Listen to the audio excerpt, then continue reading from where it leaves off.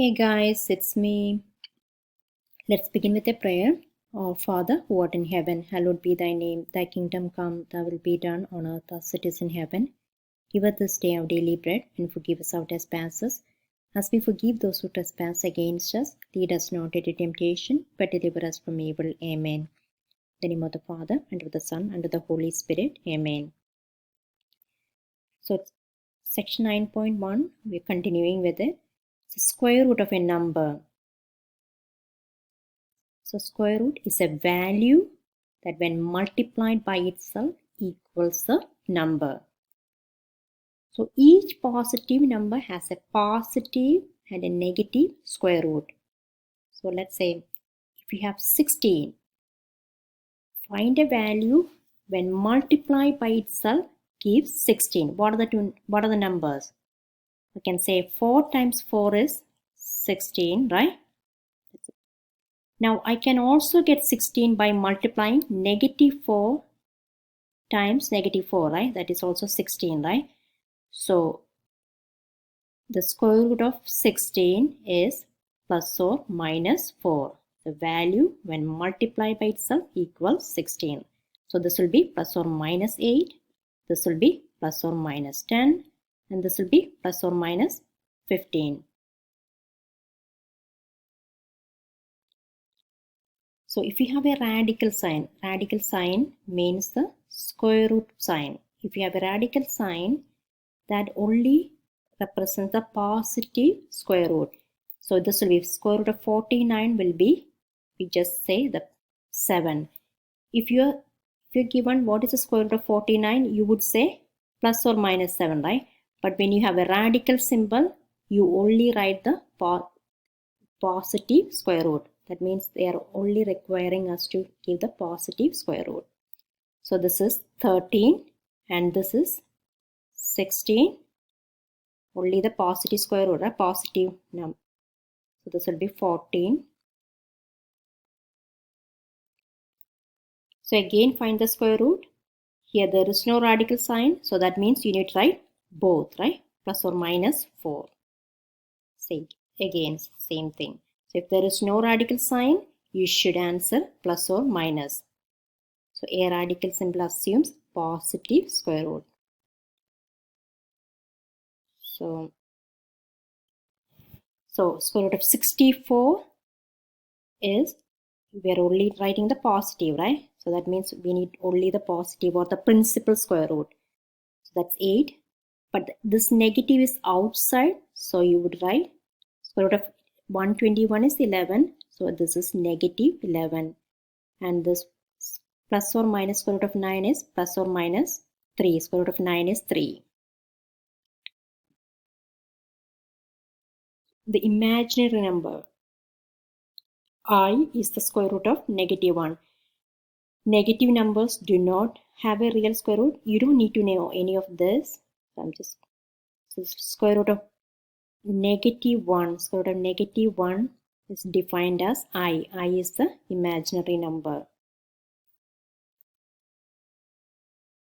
Now approximate the square root to the nearest integer. What is the square root of 10? Identify the steps are identify the perfect squares closest to 10. So what are the perfect square closest to 10? So this is 3 square is 9 and 4 square is 16, right? Now if you draw the number line, you get, so this is 3 and this is 4, right? And you would say this is square root of 9 and this is square root of 16, right? And you know that 10 is closer to 9 than 16, right? So I would say square root of 10 approximates, this is a symbol to represent that, approximates to 3, to the nearest integer. So the nearest integer is 3. So square root of 10 approximates to 3. Same here, square root of 151. So 151, 12 square is 144 and 13 square is 169. So if if you draw the number line, so this is 12 and this is 13. So this is square root of 144 and this is square root of 169.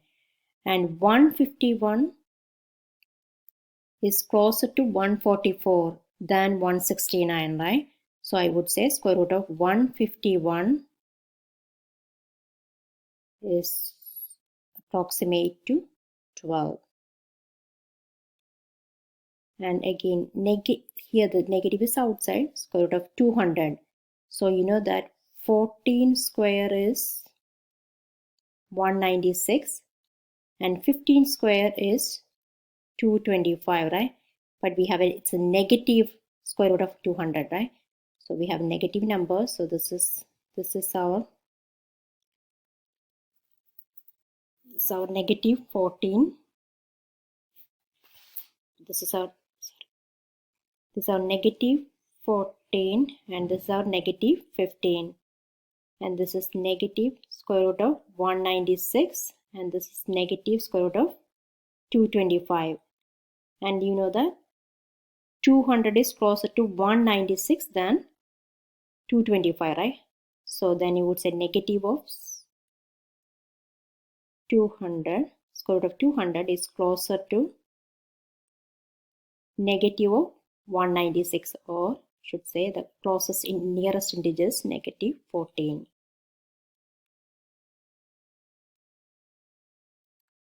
So radical expression is an expression that involves a radical or a square root sign. Evaluate the expression inside the radical symbol before finding the square root. So if you have any expression like this, so this is a radical expression. When a equal to 12, just like we do the normally, like we replace a with 12 and b with 4, and then you do this, whatever the calculation inside, before you take the square root. So this will be 12 plus 4 is 16, so which is, and this is a principal square root, we need only the positive square root, so there will be 4. And AB is 12 times 4, that is 48, plus 1, which is square root of 49, and again it's a principal square root, right? So there will be 7.